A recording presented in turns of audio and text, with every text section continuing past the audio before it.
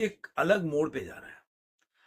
आप पहले देखें महाअघाड़ी और महायुति, मतलब जो बीजेपी है, अजित पवार की एनसीपी है और जो शिंदे साहब की शिवसेना है और उद्धव उद्धव ठाकरे का शिवसेना, कांग्रेस और जो शरद पवार है उनका शिवसेना एनसीपी, इन दोनों में पहले टक्कर हो रहा था।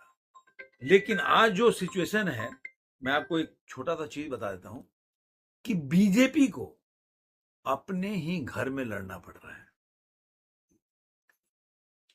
अब आप देखिए कि बीजेपी का जो ये बटेंगे वाला जो नारा है वो कितना फेमस है आज के टाइम में। आज प्रधानमंत्री इंडोर्स कर रहे हैं, योगी आदित्यनाथ उसको हर रैली में बोल रहे हैं, बाकी देवेंद्र फडणवीस भी बोल रहे हैं, लेकिन उनके ही घर में, उनके ही आप बोल सकते हैं दल में, या बोल सकते हैं उनके गठबंधन के लोग उस नारे से अपने को किनारा कर रहे हैं। अब इस पे देवेंद्र फडणवीस का जवाब भी आ गया, लेकिन पहले हम बात करेंगे कि आखिर ऐसा क्यों हो रहा है।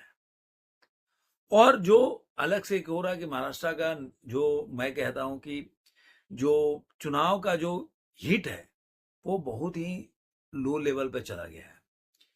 चाहे वो कन्हैया कुमार का स्टेटमेंट हो, मतलब फैमिली व्यक्तिगत तो ठीक है कि आप देवेंद्र फडणवीस पे आप किसी तरह का स्टेटमेंट करेंगे काम को लेकर कोई और बात को, लेकिन उसमें उनकी वाइफ को घसीट लेना, ये कांग्रेस में एक नया ट्रेंड चल रहा है कि देवेंद्र फडणवीस को, जैसा मैंने बोला था कि देवेंद्र फडणवीस के चांसेस ज्यादा है मुख्यमंत्री बनने के, उनको भी फीडबैक मिलता होगा कि भाई देवेंद्र फडणवीस मुख्यमंत्री बन सकते हैं, बीजेपी जीत जाएगी और सीट उनकी ज्यादा भी है।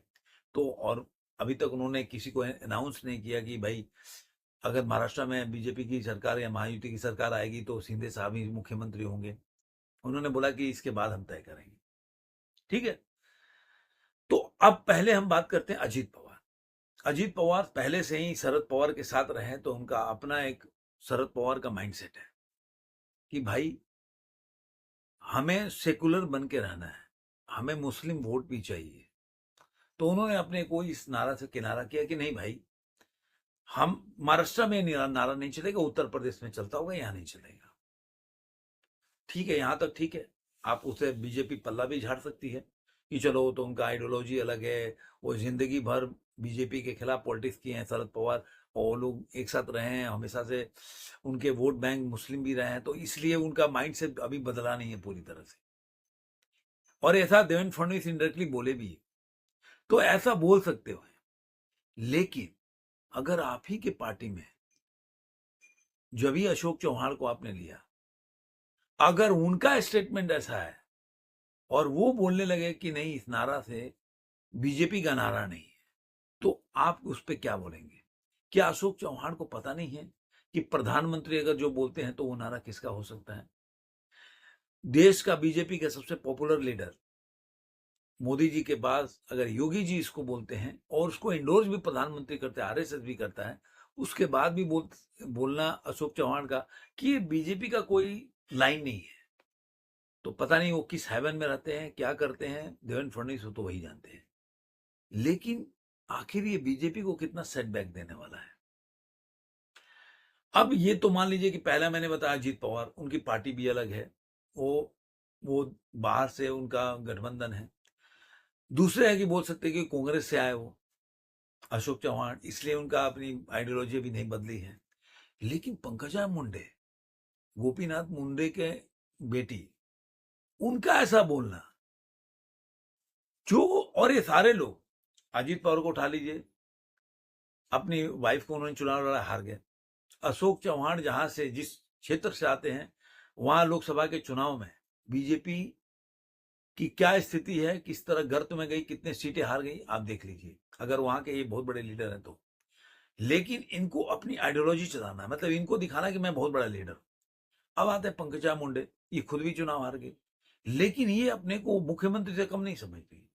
ठीक है, गोपीनाथ मुंडे जी थोड़े थे अपने टाइम के बहुत बड़े बीजेपी के लीडर थे, लेकिन आज आपने गोपीनाथ मुंडे के अलावा आपकी क्या कमाई है, आपकी क्या अर्निंग है, आपका बीजेपी में क्या ऐसा देन है जिससे आप बड़ा लीडर, आपने को दम भरते हो कि आप बहुत बड़े लीडर हो?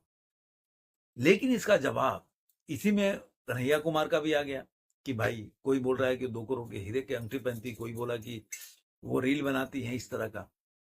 तो इसका सबका जवाब देवेंद्र फडणवीस एक लाइन में दिया। उन्होंने बोला कि ये बीजेपी का ये लाइन है और इसी लाइन पे हम चल रहे हैं, क्योंकि अगर मुस्लिम तुष्टीकरण करने से अगर विपक्ष के लोग, जो महागाड़ी के गठबंधन के लोग आगे बढ़ रहे हैं, तो हमारे पास इसके काट का यही एक रास्ता है और हमारे उसके काट करने का और क्या रास्ता, क्यों नहीं करना चाहिए। और जहां पे प्रधानमंत्री मोदी, उन्होंने ये भी बोला कि मैं कन्हैया कुमार के बातों का क्या जवाब, क्योंकि उन्होंने बोला कि मेरे ऊपर जब मैं मुख्यमंत्री था, उसके बाद मैं विपक्ष में था, हर चीज जांच करा लिया, हर चीज। वो उन्होंने सारे चीज का जिक्र आपको भी पता होगा। एक बार वो जो जो अपना नौसेना का वो जहाज था, उस पर बैठ के उन्होंने फोटो, उसके ऊपर भी उन्होंने कमेंट किया था उन लोगों ने उस समय। तो उन्होंने सारे बातों का जवाब दिया कि भाई सारा जांच करा लिया, लेकिन उसके बावजूद भी मेरे खिलाफ कुछ नहीं मिला। तो किसी तरह उनको, उनके पास कोई और टॉपिक है नहीं कि देवेंद्र फडणवीस ने क्या काम किया, क्या नहीं किया, इस पे कोई भी बात नहीं कर। उन्होंने ये भी बोला कि मैं ये बात बोलता हूं तो सबसे ज्यादा मैंने क्या किया, कितने विकास किए, कितने कार्य किए मैंने, वो उस पर मैं बात करता हूं। जो भी रैली होता है, मैं 80 से 90% उसी बात पे बात करता हूं। और चूंकि जो महागाड़ी है केवल तुष्टीकरण की राजनीति कर रही है, केवल यही, अगर सारे जो मौलाना है, मुस्लिम समाज के लोग ये फतवा जारी कर रहे हैं उनको चुनाव जिताने के लिए, तो हम इसके काट में अगर करते हैं कि अपने एक रहेंगे तो सेफ रहेंगे, तो उसमें बुराई क्या है? वो कैसे कॉमनल हो जाएगा? और ये सच्चाई भी है कि एक रहेंगे तो सेफ रहेंगे, इसमें कॉमनल क्या है? आपकी एकता बनी रहनी चाहिए। वो तो ये नहीं बोल रहे हैं कि किसको एक होना है, किसको नहीं होना है। तो इसमें बुराई क्या है? तो उन्होंने बोला कि मैं सारा जो जितने भी टाइम होता है, मैं 90% डेवलपमेंट पे बात करता हूँ, जो काम किया उस पे बात करता हूँ, कोई मेरा विजन है उस पे बात करता हूँ। 10% उनका जवाब भी देता हूँ जो तुष्टीकरण की राजनीति कर रहे हैं, या जिस तरह से उनके सपोर्ट में आके जगह जगह के मौलाना, जगह जगह के जो मुस्लिम उलेमा आके उनको वोट देने के लिए जो बोल सकते हैं कि प्रेरित कर रहे हैं, तो उसके खिलाफ हमें भी खड़ा होना पड़ेगा। वो कर रहे हैं तो ठीक है, हम करें तो गलती कैसे हो सकता है? हम तो किसी को फोर्स नहीं कर रहे ना, वो तो बोल रहे हैं कि आपको देना ही पड़ेगा। वो तो इस तरह से देवेंद्र फडणवीस हर चीज का जवाब दिया। लेकिन सबसे बड़ा बात है कि ऐसे अपने पार्टी में या अपने गठबंधन में इस तरह का अगर विरोध होने लगे तो इसका इफेक्ट जनता पे कितना पड़ेगा। लेकिन मैं ये मानता हूं अगर बटेंगे वाला नारा नहीं होता तो काफी डेंट करता। लेकिन इनके बोलने से, क्योंकि इनकी अपनी पॉलिटिकल, कोई भी पॉलिटिकल जो बोलते हैं ना कि अहमियत नहीं बची है, अपने क्षेत्र में ये चुनाव नहीं जिता पाते आज के टाइम में, तो इनके बोलने कोई बड़ा लीडर चुनाव जिताने से होता है। अब ये चुनाव तो जिता नहीं पा रहे, तो ऐसे बड़ा लीडर कैसे होंगे? तो इनकी अपनी कोई अपनी वजूद आजकल धीरे धीरे अपने क्षेत्र में, जहां के ये तुर्रम खा समझे जाते थे, वहां पे अगर ये हार रहे हैं, अपनी सीट हार रहे हैं, तो इसका मतलब है इनके बोलने से कोई फर्क नहीं पड़ने वाला है। ये बोलते रहेंगे, लेकिन बीजेपी, मुझे लग रहा है बीजेपी को एज है और इसका कोई इससे फर्क नहीं पड़ेगा। बटेंगे वाला नारा जो है काफी लोगों के मतलब हिट कर रहा है, लोगों को जहन में जा रहा है, लोग उससे जुड़ रहे हैं। तो ये नारा मुझे लग रहा है काफी कारगर होगा, साबित होगा बीजेपी को जिताने के लिए। आपको ये वीडियो कैसा लगा जरूर कमेंट बॉक्स में बताइएगा। जाते जाते अगर मैंने चैनल को सब्सक्राइब नहीं किया तो सब्सक्राइब जरूर करें। दोस्तों के साथ, सगे संबंधियों के साथ वीडियो को लाइक करें, शेयर करें और कमेंट करते रहें। धन्यवाद।